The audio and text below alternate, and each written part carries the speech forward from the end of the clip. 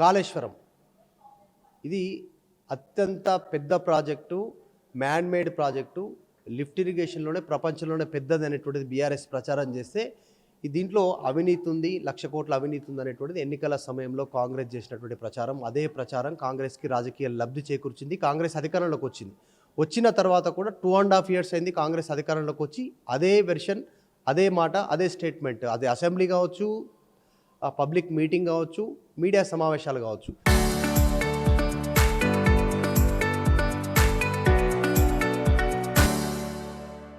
కాళేశ్వరానికి సంబంధించిన కమిషన్ వేశారు. So notice నివేదిక వచ్చింది. దీనిపైన ఇదంతా చర్చ జరిగింది. ఇన్ని రోజులు జరిగినటువంటి చర్చకు పులి స్టాప్ పెట్టే ప్రయత్నం చేస్తూ ఉన్నారు ముఖ్యమంత్రి. మొన్నటిదాకా కూలీశ్వరం అన్నారు కాళేశ్వరాన్ని. ఇప్పుడు ఇమ్మీడియట్లీగా 3 బ్యారేజ్లను రిపేర్ చేయాలి. అన్నారం, సుందిల్లా, మేడిగడ్డ ఇమ్మీడియట్లీగా రిపేర్ చేయాలి. ఎన్డీఎస్సీ ఇచ్చిన రిపోర్ట్ని ఇంప్లిమెంట్ చేయండి. అవసరం అనుకుంటే నేను అక్కడ పనులను డైరెక్ట్గా పర్యవేక్షిస్తూ అంటున్నారు. ఈ విషయంపైన మాట్లాడదాం. ఆర్ఎస్ ప్రవీణ్ కుమార్ ఉన్నారు, మాజీ పోలీసు అధికారి, బీఆర్ఎస్ పార్టీకి సంబంధించిన సీనియర్ నాయకులు. ఎందుకంటే గతంలో తీవ్రమైనటువంటి ఆరోపణలు చేస్తారు ఆర్ఎస్ ప్రవీణ్ కుమార్ గారు. నిన్న ముఖ్యమంత్రి దగ్గరుండి పర్యవేక్షిస్తూ అంటున్నారు పనుల్ని, ఇమీడియట్గా రిపేర్ చేయాలంట. మొట్టమొదటి గతంలో నేను తీవ్రమైన ఆరోపణలు ఏం చేయలేదు మధు గారు. నేను పేల్చారు అనేటువంటి స్టేట్మెంట్ చేస్తాను. నేనలేదు, ఇంజనీర్ అన్నాడు. అక్కడ ఉండే అసిస్టెంట్ ఇంజనీరు 23 అక్టోబరు 2023 సాయంత్రం 6:30 పెద్ద ఎత్తున పేలుళ్ళ శబ్దాలు వచ్చినాయి. మేము పోయి చూస్తే పిల్లర్ నెంబర్ 20 నిలువున చీలి ఉన్నది. ఆ బ్రిడ్జు, ఆ పిల్లర్ నెంబర్ 20 7th బ్లాక్లో కుంగిపోయి ఉన్నది అని ఆయన చెప్పిండు. ఆయన మాదేపూర్ పోలీస్ స్టేషన్ ఇచ్చిన కంప్లైంట్ ఉటంకిస్తూనే నేను మాట్లాడినా. అది నా సొంత కవిత్వం కాదు. కానీ పేలుళ్ళు వచ్చినాయంటే ఒక బ్రిడ్జి కూలిపోయే ముందు అట్లా మామూలుగా కూలిపోతుంది. అంటే శబ్దాలు చేయడానికి అది మామూలు ఏదో ఒక ఇది కాదు కదా, బాంబేస్తే అది కాదు కదా. సో కానీ పేలుళ్ళు వస్తున్నాయంటే డెఫినెట్గా అక్కడ ఒక పేలుడు జరుగుంటుంది, పేల్చే కుట్ర చేసి ఉంటారు అనేది ఆధారాలతో సహా నాకుండే పోలీస్ ఆఫీసర్ అనుభవం మేరకు నేను ఇచ్చిన. అంతే తప్ప నేను నా సొంత కవిత్వం కాదు, పోలీస్ అధికారులే చెప్పిండ్రు. ఎస్, చెప్పండి. ఇప్పుడు ముఖ్యమంత్రి ఇమ్మీడియట్గా రిపేర్ చేయాలి, ఎన్డీఎస్సీ అంటున్నారు, సిడబ్ల్యూసీ సెంట్రల్ వాటర్ కమిషన్ అన్ని నిర్ణయాలు తీసుకోవాలి, అధికారాన్ని ఆదేశాలు ఇస్తున్నాను, అవసరమైతే నేనే పనులు పర్యవేక్షిస్తా, డైరెక్ట్ వస్తాను. మొన్నటిదాకా అసలు పనికిరాదు, నీళ్ళు డబ్బులని వృధా వరిచిరు, నీళ్ళలో పోసిరు అనేటువంటి స్టేట్మెంట్ చేసిరు, కమిషన్ వేసిరు, సిబిఐకి ఇచ్చిరు. ఇప్పుడు నిన్న ముఖ్యమంత్రిలో వచ్చిన మార్పు ఏంది? మార్పు కాదు, రేవంత్ రెడ్డికి మతి భ్రమించింది.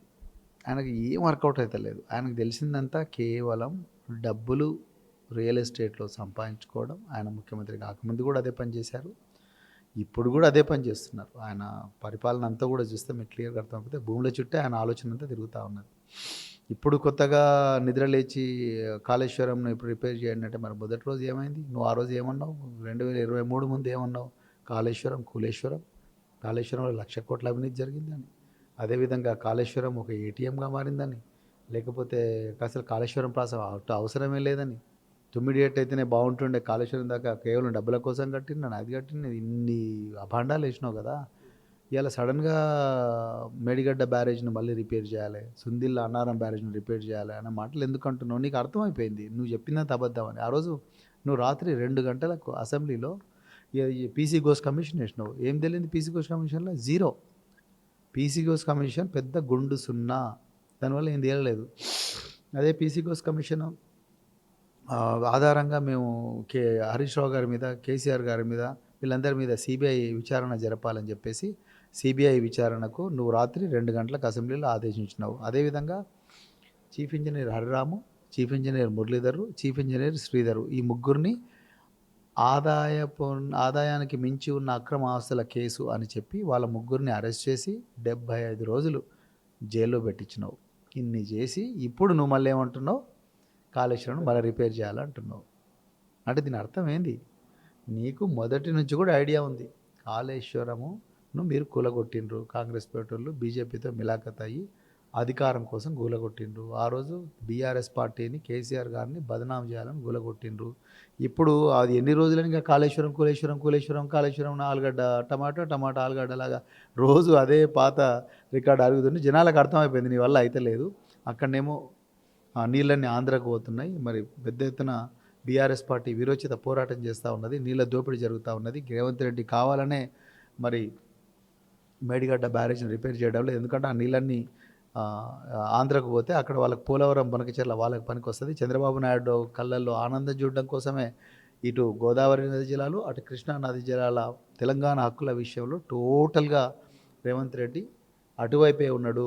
అదేవిధంగా ఆదిత్యనాథ్ దాస్ అనే ఒక ఆంధ్ర ప్రాంతంలో ఇరిగేషన్ ప్రిన్సిపల్ సెక్రటరీగా పనిచేసి చంద్రబాబు నాయుడుకి చీఫ్ అడ్వైజర్గా ఉన్న వ్యక్తిని మేఘాల మీద తీసుకొచ్చి తెలంగాణలో చీఫ్ అడ్వైజర్గా పెట్టుకున్నాడు. దీని అర్థమైంది, చంద్రబాబు నాయుడు ఈయనకి ఇన్ఫర్మేషన్ ఇస్తాడు, ఆయన రేవంత్ రెడ్డికి ఇన్ఫర్మేషన్ ఇస్తాడు, రేవంత్ రెడ్డి అక్కడ సైన్ పెడతాడు. అంటే ఈ రాష్ట్రాన్ని పరిపాలిస్తున్నది రేవంత్ రెడ్డి కాదు, చంద్రబాబు నాయుడు అనేది చాలా క్లియర్గా బీఆర్ఎస్ పార్టీ ప్రూవ్ చేసింది. కాబట్టి ఇక ఏమంటారు, తేలుగుట్టిన దొంగలాగా ఈరోజు ముఖ్యమంత్రి మళ్ళీ రిపేర్ చేద్దామని అంటున్నాడు. అంటే కాళేశ్వరం విషయంలో ఆరోపణలు చేసి కాంగ్రెస్ అధికారంలోకి వచ్చింది.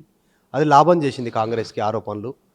తర్వాత ఇప్పుడు రిపేర్ చేయకపోవడం వల్ల కాంగ్రెస్కి నష్టం జరుగుతుంది. సో దాన్ని గుర్తించి రిపేర్ చేయాలి. సో ఇక్కడతోటి ఈ గేమ్ స్టాప్ చేయాలి, గేమ్ క్లోజ్ చేయాలి. అందులో భాగంగా అనుకోవచ్చా, లేకుంటే దీంట్లో కూడా ఇంకేమైనా కుట్ర ఉంది? దీంట్లో కూడా కుట్ర ఉంది. అది నమ్మకే వస్తే రిపేర్ చేసినాం చూడు, మేము రిపేర్లు చేసినాం అంటారు. రిపేర్ చేయడు.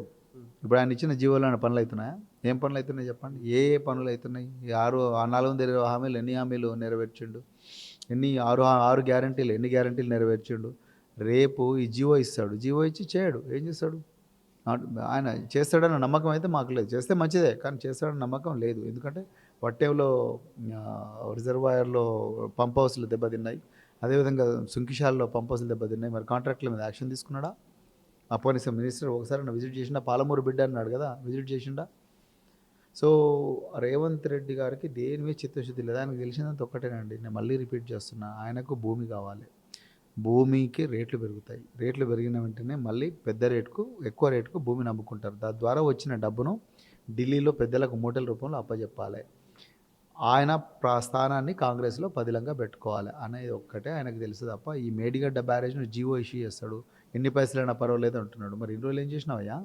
ఇన్ని రోజులు తెలియదా నీకు? National dam safety authority, called dam safety authority ఆ రోజే నీకు రిపోర్ట్ ఇచ్చింది అన్నావు కదా, మరి ఎందుకు దాన్ని రిపేర్ చేయలేదు? వాడు ఎల్ఎన్టీ వాడు డైరెక్ట్గా వచ్చి, ప్రెసిజన్ ఇంజనీరింగ్ కంపెనీ వాళ్ళు, ఎల్ఎన్టీ వాళ్ళు డైరెక్ట్గా వచ్చి మేమే రిపేర్ చేస్తామంటే కూడా నువ్వు ఒప్పుకోలేదు కదా. ఆగమేఘాల మీద రాత్రి 2 గంటలకు అసెంబ్లీలో పెద్ద ఎత్తున హంగామా చేసి సిబిఐ కేసుకు రిఫర్ చేసినావు కదా. మరి దీని అర్థమైంది, అక్కడ అవినీతి ఎక్కడ జరిగింది చూపించండి మీరు. అసలు పీసీ గేవ్స్ కమిషన్లో అవినీతి జరిగినట్టు ఎక్కడ రాలే కదా. ఇప్పుడు 2 నెలల లోపల ఇమ్మీడియట్లీగా వర్షాకాలం వచ్చే లోపల దీన్ని కంప్లీట్ చేయాలంటుడు. సాధ్యమైన ఎండాకాలం వచ్చి ఆల్రెడీ 2 నెలలు దాటింది ఆల్రెడీ. మరి జూన్లో మొదటి సంబంధించినటువంటి వర్షాలు వచ్చే అవకాశం ఉంది జల్లులతోటి. 2 నెలలలో కంప్లీట్ అవుతుందా రిపేర్ 3 బ్యారేజ్లు? దీంట్లో కూడా ఏమైనా ఆలోచన ఏమైనా ఉంటుందా? 6 గ్యారంటీలు నిజం అవ్వడం ఎంత నిజమో, ఎస్ఎల్బీసీ నవంబర్ 27కు కంప్లీట్ అయిపోయి ఇటువైపు శ్రీశైలం ఆ రిజర్వాయర్ నుంచి ఇటువైపు రావాలి అన్నది ఎంత నిజమో, రేవంత్ రెడ్డి మాటలు ఎంత నిజమో, ఇవి కూడా అంతే నిజం. కాదు ఎట్లా చేస్తాడు? 2 నెలల్లో చేస్తాడు అంటే అతను అప్పుడే చేసి ఉండాల్సింది. అప్పుడే చేసిన ఇవన్నీ జరుగుతాయి. మీరే కూల్చేస్తారు. మీరే కూల్చేసిన తర్వాత మరి రిపేర్ చేయాల్సింది మీరు. నేను ఈ కూల్చేసిన ఎందుకంటున్నా అంటే, మధు గారు 21 జనవరి హుసేన్ మియా వాగు మీద 12 డిటనేటర్లు, తర్వాత 6 జిలెటిన్ స్టిక్స్ దొరికినాయి. దాన్ని ఒక కాంగ్రెస్ జెడ్పీటీసీ కూలగొట్టాలని చూశాడు. చెక్ డ్యామ్ తనుగుల మానేరు నది మీద తనుగుల చెక్ డ్యామ్ 24 కోట్లతో కట్టిన చెక్ డ్యామ్ రాత్రి బాంబులు పెట్టి పేల్చేసిండ్రు. దేనికోసం? ఇసుక కోసం. ఇన్ని డ్యాములు పేల్చి యుద్ధ నేరాలకు పాల్పడుతున్న రేవంత్ రెడ్డి ఈ 2 నెలల్లో మేడిగడ్డ బ్యారేజ్ను రిపేర్ చేస్తాడన్న నమ్మకం నాకైతే లేదు. వాళ్ళు నిజంగా మేడిగడ్డ బ్యారేజు చెడిపోవాలి, అది పూర్తిగా ఖాళీ ఉంటే ఇసుక దందా చేసుకోవచ్చు అని ఆలోచిస్తున్నారు కాంగ్రెస్ పార్టీలు. వాళ్ళు ఈ బ్యారేజ్ను మళ్ళీ రిపేర్ చేస్తారని అయితే నేను అనుకోవట్లేదు. అది కేవలం కేసీఆర్ గారితోనే సాధ్యం, రేవంత్ రెడ్డి వల్ల కాదు. Thank you. కాళేశ్వరానికి సంబంధించినటువంటి విషయంలో రేవంత్ రెడ్డి గ్యారంటీలు లాగానే, కాంగ్రెస్ ఇచ్చిన హామీలాగానే ఇది కూడా అయ్యేటువంటి అవకాశం లేకపోవచ్చు. నమ్మకం లేదు, జీవో ఇచ్చి మళ్ళీ చేతులు దులుపుకునే అవకాశం ఉండొచ్చు. దీని వెనకాల కూడా రేవంత్ రెడ్డి కుట్ర ఉండొచ్చు అనేటువంటి అభిప్రాయం వ్యక్తం చేస్తూ ఉన్నారు ఆర్ఎస్ ప్రవీణ్ కుమార్ గారు. వీడియో జర్నలిస్ట్ గణేష్తో మధు మాల్కేడ్కర్, హైదరాబాద్.